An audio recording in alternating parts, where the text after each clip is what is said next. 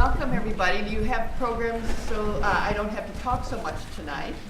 And the only thing I'm going to say is I hope you all realize that this is an experiment in the spirit of Beata and her experiments, Nancy and Margaret's experiments, and our experiments as artists. And as Nancy said, you never know how it's going to turn out. But we do our best. And tonight, these will be sketches, so what we're going to be showing you is by no means finished material.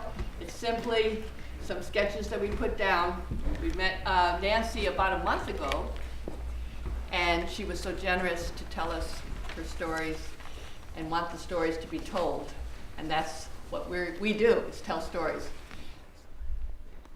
I believe this experience has affected me more than anything else I have experienced in my entire life. If I were to plot out my life in a timeline, emphasizing all the big events, like they do in magazines, it would be 1968 born, 2004 Smith College, May 10th, 2006, close friend suffered stroke. Yesterday, saw the extensive damage to her brain. Very frightening. What do you think Margaret would really want? One doctor said, "Let her go." Absolutely. I remember seeing her on the floor when the paramedics came. The doctor said you should let her go. She's not there. There is nothing more that the trauma unit can do for her.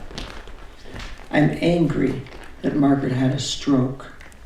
I remember when I called Katie and I had to tell her what happened, and I was crying and I felt like an awful person for breaking the news to her that way. I love you, Maggie. I love you, Maggie. Sometimes I think if I say it enough, it will finally be okay. Do you really want Margaret to live this way? The quality of her life? Do you really want her to be in this state that she's in now? It's 3 days. I'm thinking of my Margaret. She's alive, she's running, she's jumping, she's dancing. I'm not thinking of the state she's in.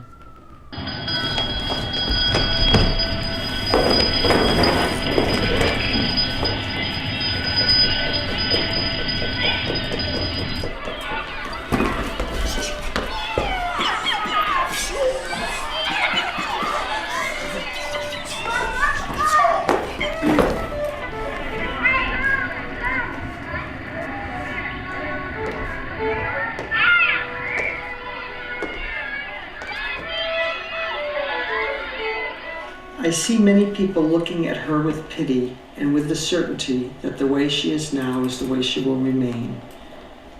I have the crazy idea that she's listening and trying to speak. I'm embarrassed to say these things because I know that they are not rational.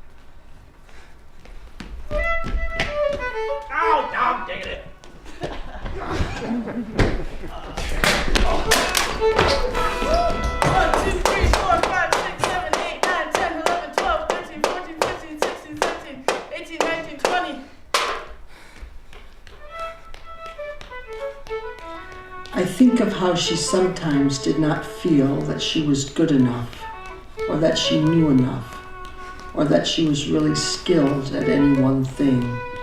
And I wonder what she's thinking about her situation now. What I know is that she was so good at living and being a good and kind and loving person. The card that I love the most is one she sent herself in September 2005. Her message to herself. This card is to remind me of a good day I had. This card is a reminder for when a bad day arises that there will be good days. Learning is key, but fun also helps.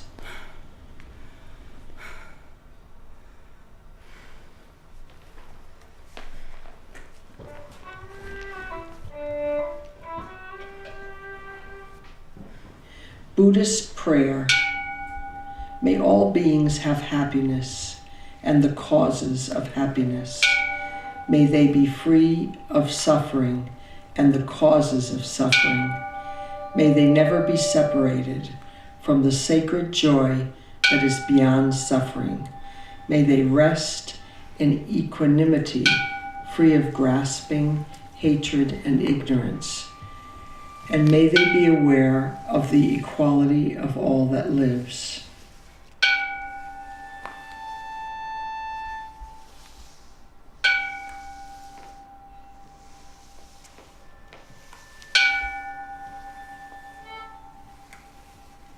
We lived in Richmond.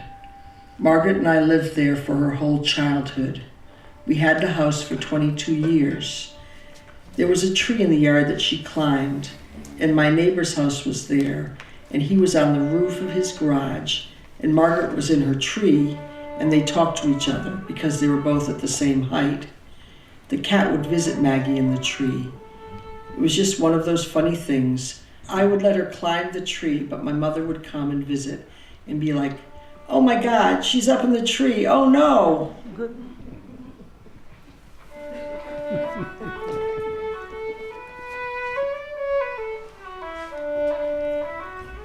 So that was part of our every summer life, watching the Block Island Ferry go by our house and waving to everyone, or being on the ferry and telling grandparents or parents that we were going to be on the ferry so they could wave to us. You know, it was sort of a fun ritual to do that. When I hear from her nurse that Maggie is moving in time with the music, I am sure that Maggie is having some sort of inner life. Every year for Christmas, Margaret and her father and I would make a card. I don't know what year this one is, but someone brought this to Margaret in the hospital.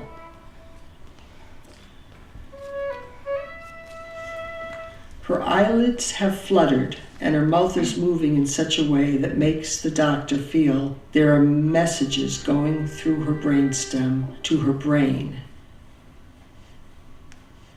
I wanted to tell you all what is in store for Maggie and I in New York City. She will have an MRI on Monday. She will get hooked up to an EEG machine, as well as be in a room where she can be videotaped.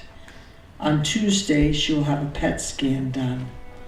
On Wednesday, she will have an fMRI, which is the test when they will have her listen to my voice and also will ask her to think about several things that she likes to do and about something physical.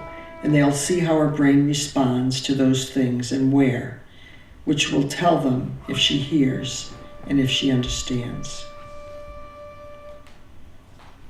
The doctor asked her to move her eye down if she could see me. There was people all around the bed waiting for her to answer, and she moved her eye down. And I have to tell you, that was the most amazing moment for everyone. People had tears in their eyes because that was the moment that I knew after 18 months that she really was there. I had to tell everyone that my daughter saw me today.